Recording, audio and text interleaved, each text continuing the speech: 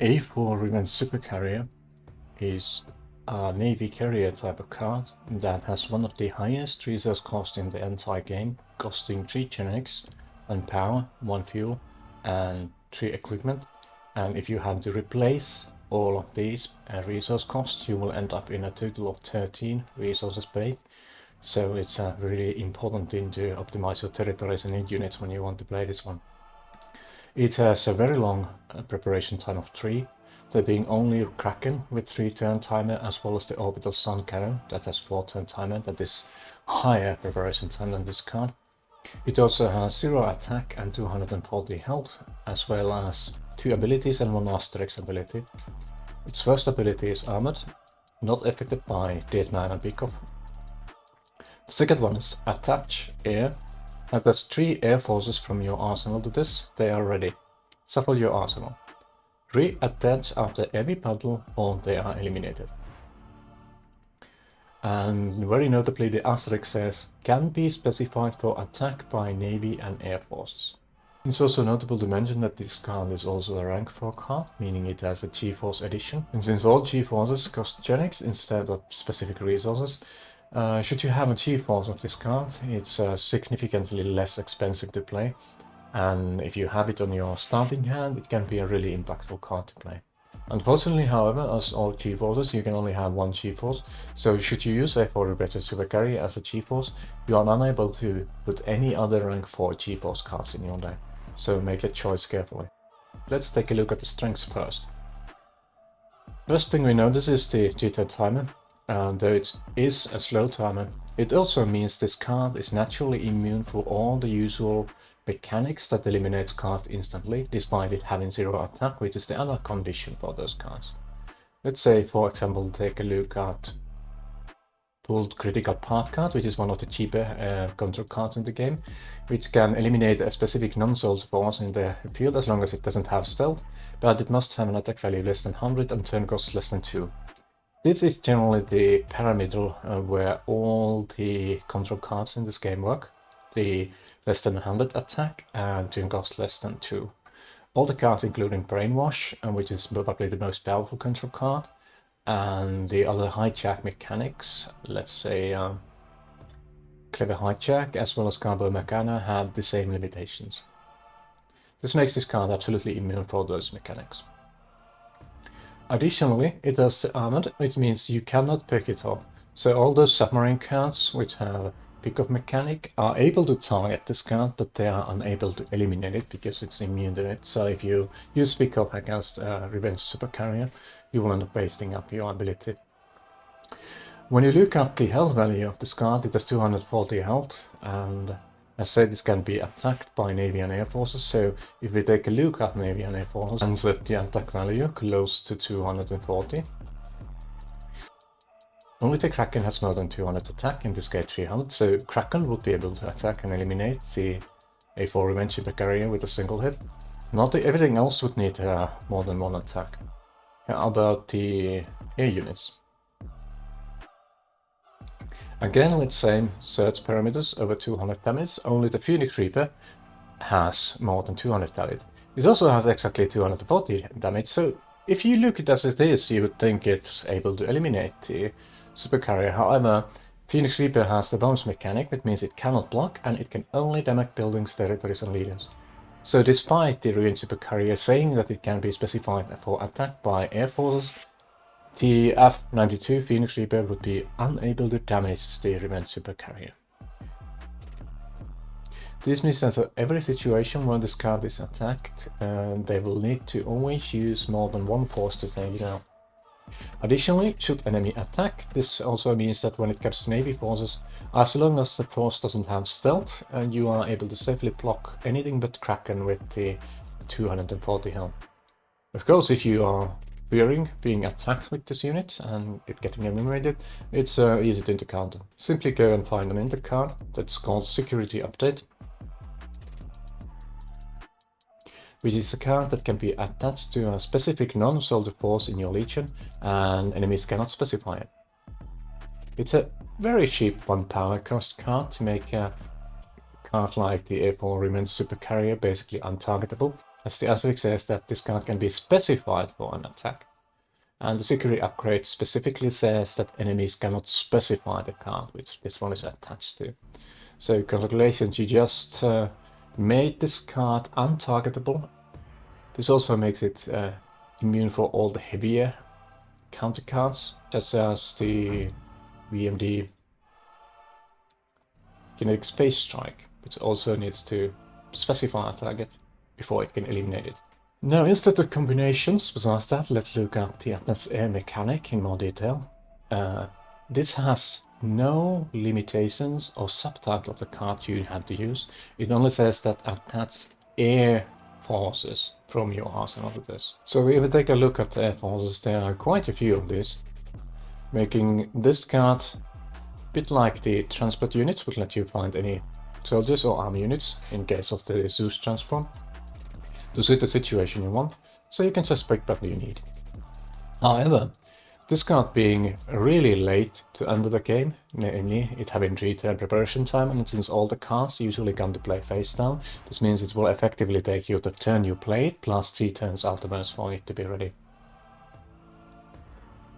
So it's beneficial to aim for the heavier units. And instead of just going to all the options, I recommend you will read this yourself and think what you might want to use. And I will instead stick to the possibly broken combinations.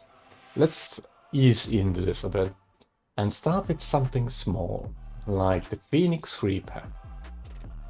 Phoenix Reaper is a rank 4 card, just like the A4 Revenge Supercarrier.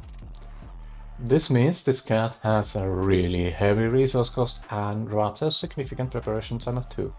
It also has 240 damage, automatically destroys anything that blocks it, making it a total pest to defend against, because more or less all your units you just use against this will just be gone, unless you use of course land and navy anti-air forces.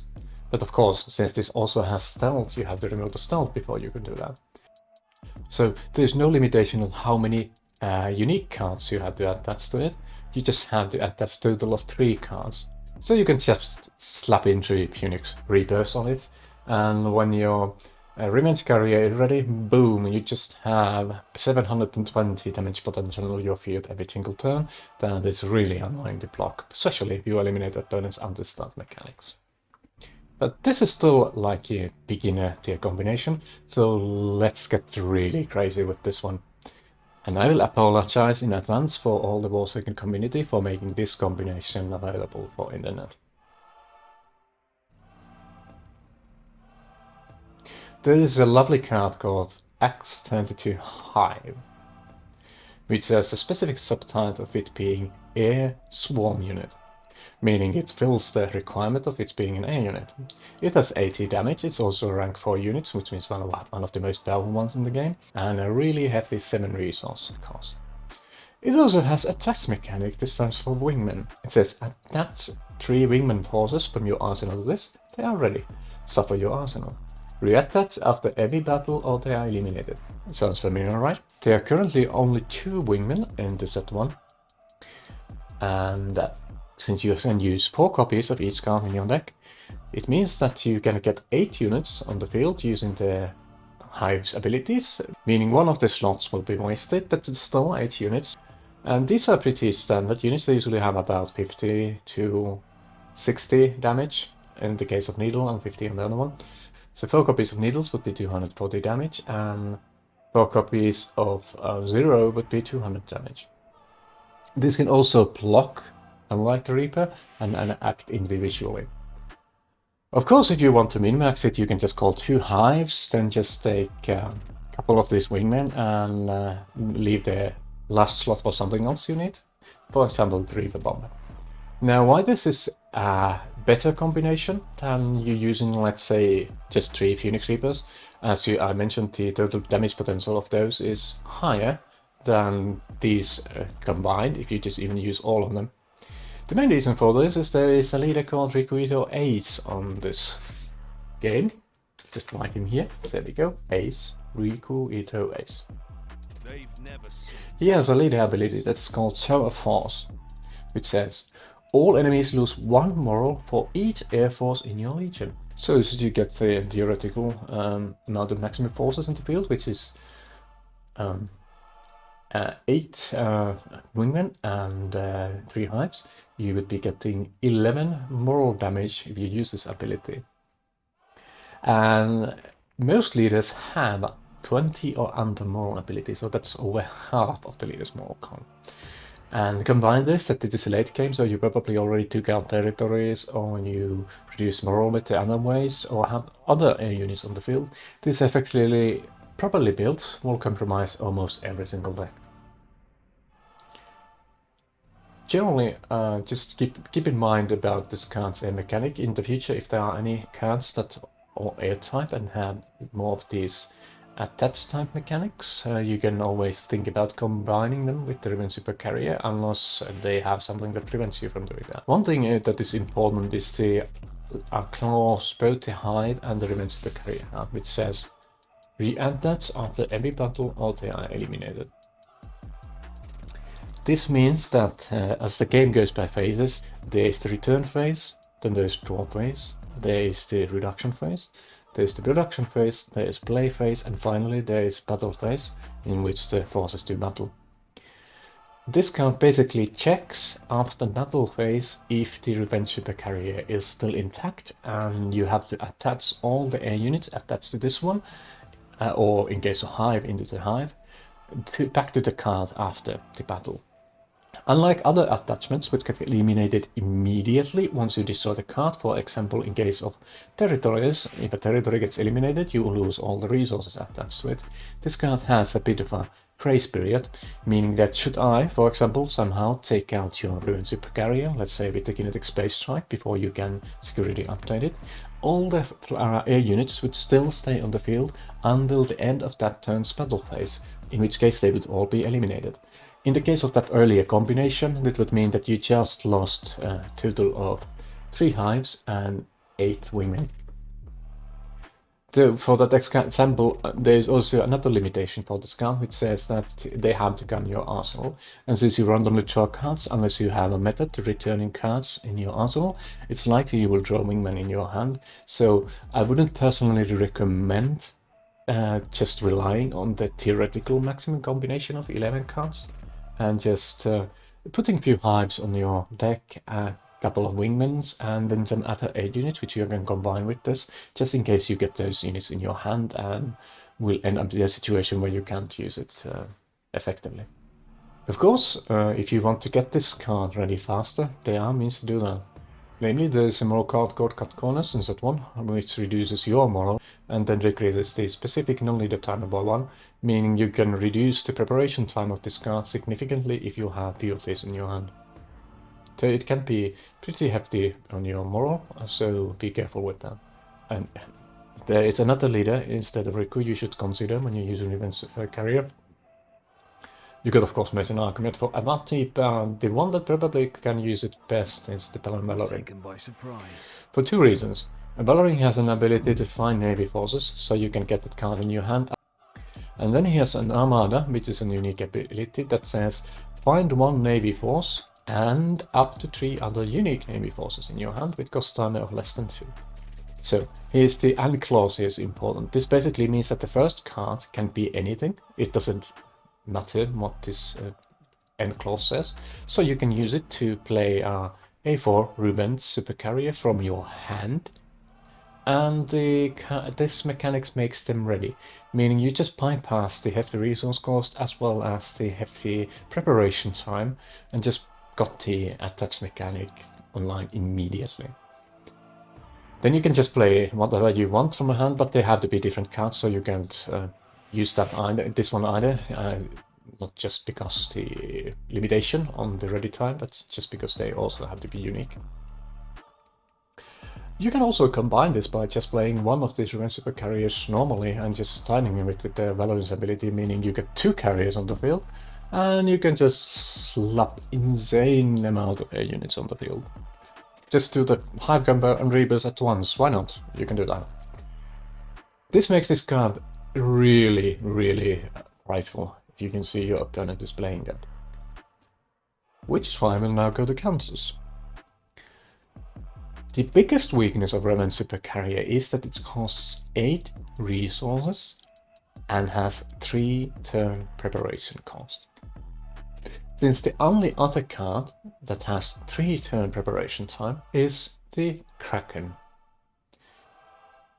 And Kraken has, I should actually use the term ready time, it's not a preparation time, it's a ready time. It has 6 resource cost. So when someone plays Kraken and when someone plays Revenge Super Carrier, you can easily say it's the Super Carrier because it has 2 more resources. So you know what to expect when you see this on the field. This is your biggest advantage. You know what is coming, so you can prepare for it. Now that you know what is coming, you can make your opponent's life really hard. There is a card called Calculated Stagnation, which increases a specific non-leader timer by 1, meaning that this hefty 3-turn preparation time just turned into 4. And if you have multiple of them, why not turn it to 5? The game will be over before your opponent even gets the Revenge Super Carrier on the field. Also, since you know your opponent is gonna use that carrier to call A units, and the high combination is a possibility, there is an intercard called Stolen Blueprints that says discard the building, army, navy or air forces in your specific enemy arsenal, and there's a budget arsenal. This is an interesting card because it technically lets you take a look through opponent's entire deck. So if you play something like this on first turn, you already know what your opponent is facing, so why not take notes? And since you can pick any possible combination of these building, army, navy or air forces that suit your own win conditions best, as long as the total is 2, why not take out the hives if you see them? Why not take out the reapers if you see them? If you see there are, let's say, 4 hives in the deck, if you have 2 stolen properties, why not use them? Now suddenly your opponent can only go wingman or something weaker on the field with the super carrier, and it's no longer a problem. Additional method to counter this is because the Revenge Super Carrier has extremely high resource cost. Unless they choose the G-Force variants of this card, since this is a rank 4 card, it has a G-Force variant. G-Force variants of course being the same card but with the cost of generic resources. They will have problems playing this card on first turn. If they have the G-Force in their hand, they could play this because it's fairly easy to get over 8 generic resources on first turn or any resources you can replace for it. But getting the original cost, which is combination of all resource types besides food, it's a lot more difficult situation. So it's unlikely most opponents will be able to play this card on their first turn. It's usually second or third, depending how they build their deck. There are some people who just specialize on getting this card early and just build their force territory so that they produce maximum amount of resources on first turn. Could theoretically do that. Since there are plenty of cards in this game that have a mechanic called supply, which produces extra resources on first turn.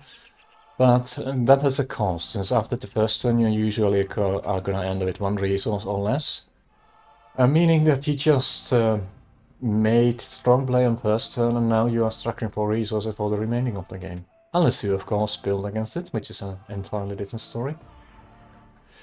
This means that since you know it's coming, or you can see that the opponent is playing, let's say, Valorant or Riku, you can prepare for that. And so if you have cards like Targeted Sabotage on your deck, you can just use them on turn 1 or 2 to check if they have any of those carriers in their hand, and then just force them to discard them, since discard allows you to check their hand and discard a card from it. Another method of taking out the Revenge Super Carrier is to hit it just before it flips. There's a really expensive card that is called Kinetic Space Strikes that has 7 resource cost total, but it can eliminate a specific non-leader card. You remember that this card has a 3-turn preparation time and this card has 2-turn preparation time. Now, cards that are not ready are face down on the field and they are considered mechanically not ready. And what it says on the mechanics about not ready state says, a card is not ready when it's turned face down in the war zone. None of the information is considered in the game yet. It has no type until it's ready, other than still being card. And what Kinetic Space Strike does, it's eliminate a specific enemy non-leader card. This can take out the territory. This can take out the resource. This can take out an attachment should the game have those, and this can also take out a face down card. Since that's less preparation time, you can just see that, oh, opponent played a face down 3 turn ready time card that costs 8 resources, and there are only 2 cards with 3 turn preparation time in set 1, and one of them costs 6, so it has to be Revenge Supercarrier. So you know that if you take this card out before it's ready, using the hefty Genetic Space Strike, you might just save yourself from a total disaster. Of course, if you like to gamble, you can wait, attach all the air forces to it, do a 1 turn of damage, unless you prevent it, let's say with weather cards, and then take out the Revenge Supercarrier. But this is gamble because usually people who will use the Revenge Supercarrier also have a security upgrade. And if they use security upgrade, the Genetic Space Strike, which also requires specific card, meaning it specifies targets, would be unable to damage this one. So take that risk if you are brave. Another counter, though it's a bit far-fetched, is the Orbital Sun Cannon. Remember the Revenger Supercarrier has 240 health, so if it's 5 volts it has 250 health. So you could theoretically play 3 Orbital Sun Cannons, and Orbital Sun Cannon doesn't require specifying card, it requires specifying an enemy, that being a player in the field, since Warsaken can have multiple players in the field. So if you have 3 of these, 3 resource cost cards on the field, firing at the same time, it will take out Revenge Supercarrier no matter how well protected it is. So it's a really hard combination to do. Additional way is to use Nuclear Aftermath card, which causes both players to lose 3 more and eliminate all but 2 forces they control, and also prevents their territories from paradoxing. This means that since Revenge Supercarrier usually has attachments, your opponent more than likely has to eliminate some of those attachments. Meaning the air forces or some other units they are not necessarily comfortable parting with if you use this one. Do remember it also hinders your own forces. And since the player chooses the cards they eliminate, the able Revenge Supercarrier is not immune to this mechanic, even though it's possibly unspecifiable with the security upgrade. Another really situational counter is if your opponent plays horribly and you use a Volkov. If your opponent has, let's say, just the Revenge Supercarrier on their field and they manage their resources poorly and have just been using search cards to find it, you could theoretically use Volkov's cycle ability to force them return that card to their hand and then discard the card and draw a card. And since the face down cards, by the rules, are considered cards, the cycle ability can affect that. However, the opponent can choose this card, so if they have more cards than the Revenge Supercarrier on the field, they will absolutely not return that one to your hand. But it might be a good way to get them rid of something else on the field that you do not want them to have using this mechanic if you are running Volkov. So, but I wouldn't recommend you using Volkov as a counter to A4 Revenge Supercarrier specifically. It's more like a situational card for any heavy hitting one card on the field if your opponent doesn't ready the field well. Additional thing to keep in mind is that since all the forces this card can draw to it are air forces, any weather that prevents air forces from attacking, such as the Blinding Sandstorm, would be an effective counter against it. So if you're running a deck that doesn't have that many air forces and you are possibly fearing you will be facing A4 Revenge Supercarrier, you just might want to put some weathers on your deck that prevents air forces from attacking and just use Lantern AV forces. But do keep in mind that people who usually run decks like this do have their own weathers like Cloud Cover in the hand, which means they can counter something like that should it happen. To sum this all up, A4 Revenge Supercarrier is easily predictable card with easy to spot 3 turn preparation time and 8 resource cost, which is expensive unless you use the G-Force variant of the card, which is a lot cheaper to play with 8 kinetic cost. It is immune to almost all control mechanics on the game, since it cannot swap control or be destroyed immediately thanks to its preparation time, and since it has armor, it cannot be picked up by cards with bigger mechanics such as submarines. It can find any air unit in the game, resulting into some rather ridiculous combinations which you can do, but they are also easy to prevent, mainly because you can see this card coming a mile away, and if you can somehow stall it or counter it, your opponent will just spend a lot of resources and stall their game, making this card a bit of a risk if you just use it as it is and aren't prepared for the consequences. It can also be destroyed by attack, so you can just assign multiple forces and take it out if your opponent doesn't defend the card or make it so that you can target it with, let's say, security upgrade. Though it's really beefy, so it's really hard for single units to take it out.